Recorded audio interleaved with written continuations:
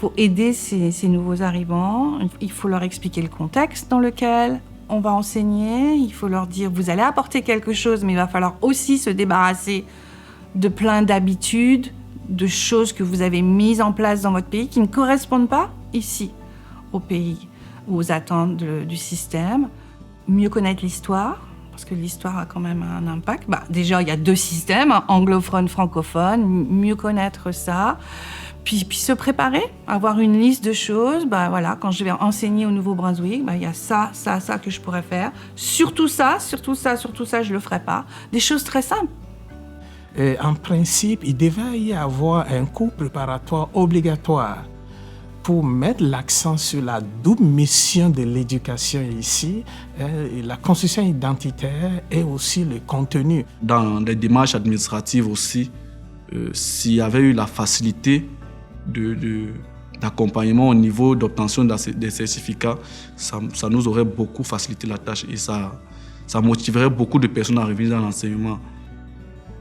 Probablement, ce qui aiderait, c'est ces connaissances de base-là par rapport à la réalité d'une région, la réalité même d'une section, d'une ville, d'une grande ville. Tu sais, c'est pas la même chose un peu partout.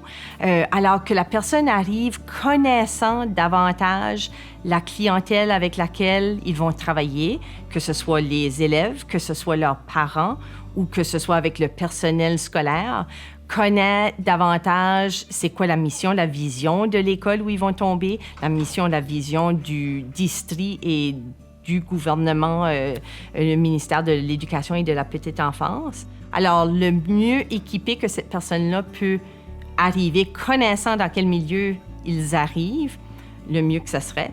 Mais de l'autre côté, ce qui nous a beaucoup servi dans les dernières quelques années, c'est pour nous, le personnel dans l'école, ici dans le sud-est ou dans la province, que nous, on est sensibilisés davantage sur les besoins et des réalités des personnes qui sont issues d'immigration, qui veulent percer le système scolaire. T'sais, on aimerait qu'avant qu'ils arrivent, si tu veux, dans nos écoles, qu'il y ait eu plus une approche comme individualisée selon leur culture, selon leurs connaissances peut-être aussi. Puis, tu sais, c'est pas une question de compétences, c'est plus une question de connaissance de notre façon de faire dans nos écoles.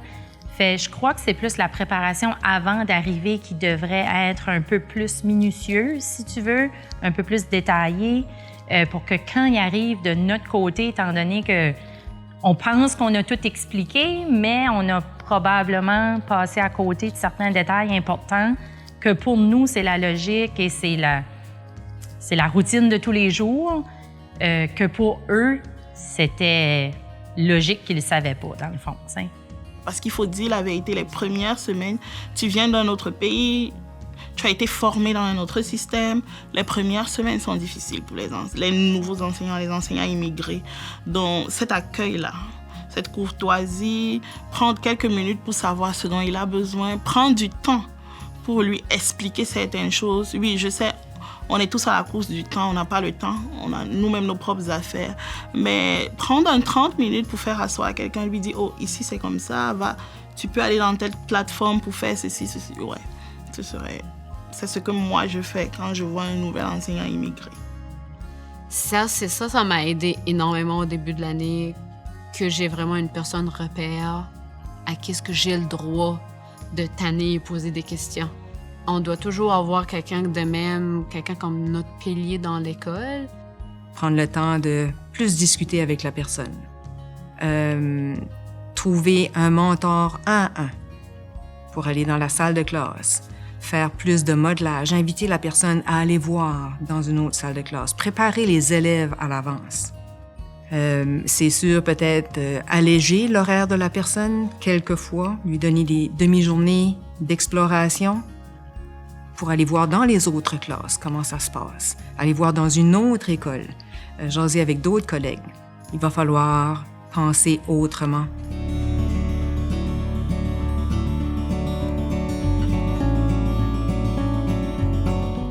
Donc, quand on appelle le POFA, ce programme-là, c'est une initiative du District scolaire francophone Sud pour pouvoir débloquer des fonds et aller chercher des gens d'expérience du terrain, donc des enseignants à la retraite, pour pouvoir les accompagner à tous les jours dans leur quotidien pour le début de leur nouveau mandat ou de leur contrat de travail.